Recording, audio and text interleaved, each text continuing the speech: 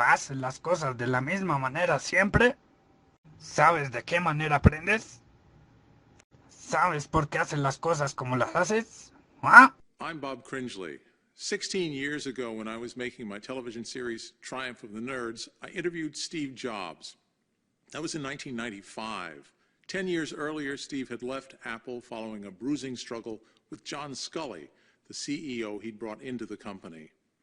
At the time of our interview, Steve was running Next, the niche computer company he founded after leaving Apple.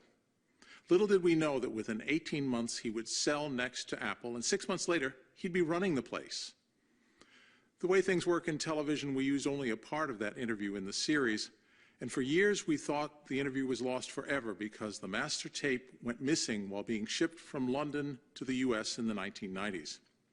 Then just a few days ago, series director Paul Sen found a VHS copy of that interview in his garage. There are very few TV interviews with Steve Jobs, and almost no good ones. They rarely show the charisma, candor, and vision that this interview does. And so, to honor an amazing man, here's that interview in its entirety. Most of this has never been seen before. How old were you?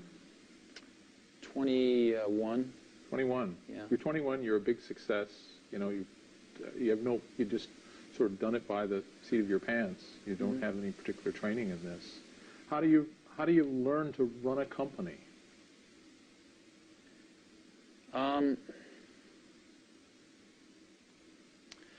You know, throughout the years in business, I found something, which was I'd always ask why you do things.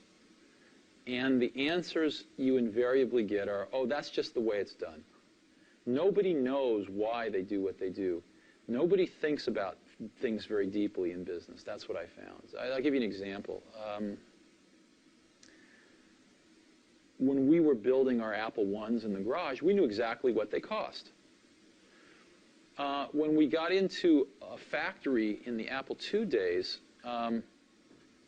the accounting had this notion of a standard cost, where you'd kind of set a standard cost, and then at the end of a quarter, you'd adjust it with a variance. And I kept asking, well, why do we do this? And the answer was, well, that's just the way it's done. And after about 6 months of digging into this, what I realized was the reason you do it is because you don't really have good enough controls to know how much it costs. So you guess, and then you fix your guess at the end of the quarter. And the reason you don't know how much it costs is because your information systems aren't good enough. So, but nobody said it that way.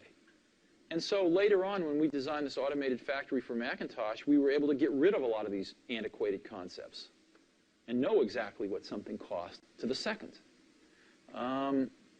So in business, a lot of things are, I call it folklore. They're done because they were done yesterday and the day before.